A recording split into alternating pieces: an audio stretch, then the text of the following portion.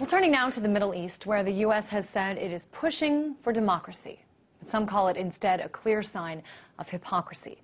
France and Italy are now urging the UN to put pressure on Syria to end its violent crackdown on anti-government protesters there. Washington is also considering imposing sanctions. Sound familiar? Well, for some, this is beginning to sound too much like the lead up to Libya. Still, so far, it's more outrage than action.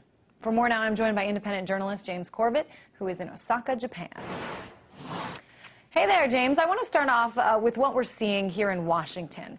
3 senators just today, Senators John McCain, Joe Lieberman, and Lindsey Graham, issued a joint statement. They said what's happening in Syria has reached a decisive point. They said by following the path of Gaddafi and deploying military forces to crush peaceful demonstrations, al-Assad and those loyal to him have lost the legitimacy to remain in power in Syria.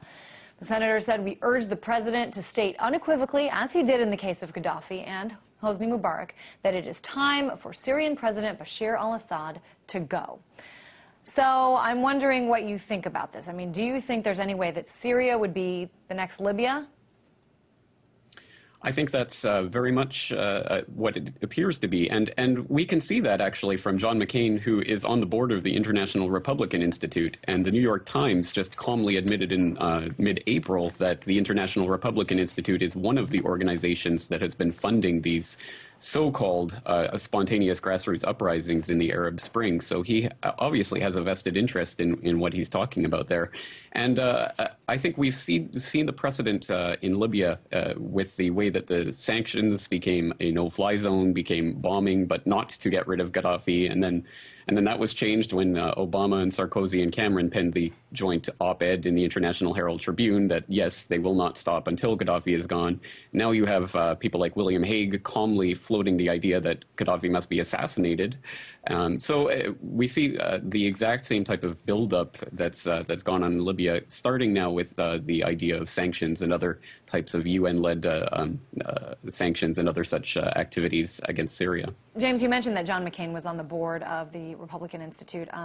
You know, explain to those who are not familiar with sort of what goes on here in Washington with, you know, interests and lobbyists, what interest some of these senators would have other than actually believing that Syria is a real threat to its people, that the government there is a threat. Explain to people kind of this inside baseball stuff in terms of special interests. Well, it's very important for people to keep in mind that these types of International Republican Institute and the National Democratic Institute and Freedom House and others have been funding and training activists from around the world in order to carry out just these types of uprisings that we're seeing now. And the long-term plan is to start to carry out a destabilization of regimes that are not friendly to American interests, or at least to the interests of the American political elite. So you see John McCain and James Wolfenson and Madeleine Albright on the boards of these types of institutes. And these are the same cheerleaders for every warmongering attempt of American military intervention that we've seen for the last few decades. And interestingly enough, in the Syrian case, we now get these reports that there are these snipers that are killing people in funeral processions, and it's being said that these are Assad's forces. But I would really recommend your viewers to go to the Land Destroyer report, where Tony Cartalucci, an investigative reporter, has been looking into the organizations that are funding those activists, including one called Gen Next, which had a couple of years ago, they met with some U.S. Navy SEALs in order to go through some training. And you can look at the pictures on their own website of them getting training on sniper rifle use. So you see, there's Iranian news reports that are suggesting that the sniper that we're seeing in Syria right now are in fact not Syrian forces at all, but are actually sent in from the outside. It is certainly interesting when we go into countries that we know so little about. I mean, Syria, there are very few journalists even allowed inside this country, as opposed to Libya, but it is hard to figure out who the enemy is and sort of what they stand for. And you know, it begs the question, you know, should we have a method here in the U.S. In which, you know, we lay out some guidelines or we lay out some standards for U.S. foreign policy when it comes to, you know, this pro-democracy movement sweeping across the world, really.